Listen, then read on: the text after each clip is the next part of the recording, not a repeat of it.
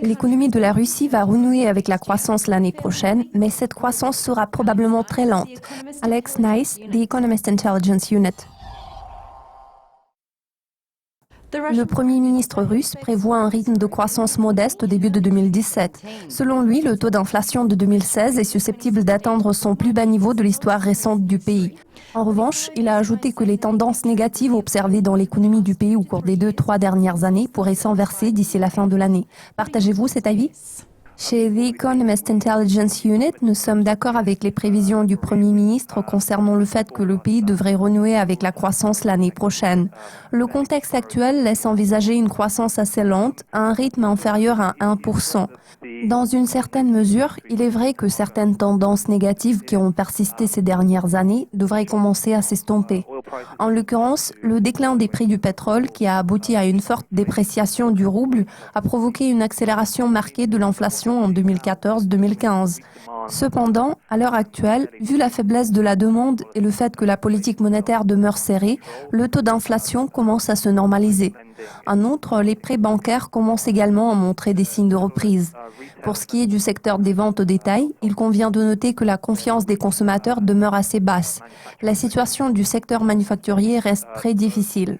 En général, nous sommes d'avis que les perspectives de croissance de l'économie russe sont peu prometteuses à court terme. En revanche, tout porte à croire que nous pouvons espérer un rebond de la croissance en 2017. Contrairement à la vision du Premier ministre, le ministère de l'économie a révisé à la baisse les perspectives de croissance de l'économie russe couvrant la période jusqu'en 2019. Ainsi, l'économie russe devrait continuer à sous-performer l'économie mondiale encore plus qu'initialement prévu. Cela correspond-il à vos attentes ? Cela correspond tout à fait à mes prévisions. En général, la situation est assez complexe. Les perspectives du pays ont été négativement affectées par la forte baisse de production enregistrée en 2015. Cette chute est principalement attribuable au choc causé par le déclin des prix du pétrole. De toute façon, il faut garder à l'esprit qu'il s'agit d'une économie axée sur le pétrole. Bien sûr, la chute récente va porter un dur coup à la croissance à court terme.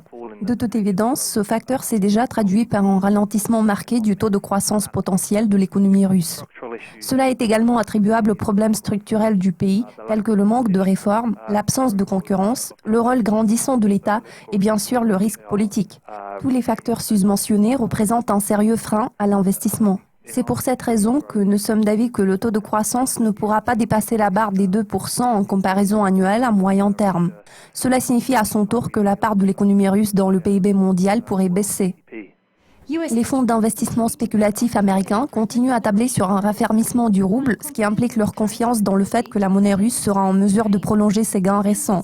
Vous attendez-vous à une poursuite de cette tendance haussière ? Le récent raffermissement du rouble s'explique par certaines raisons. Tout d'abord, nous pouvons constater une diminution des sorties de capitaux, ce qui est un bon signe. Ensuite, l'effet des sanctions imposées sur la Russie par les États-Unis et l'UE semble légèrement s'estomper.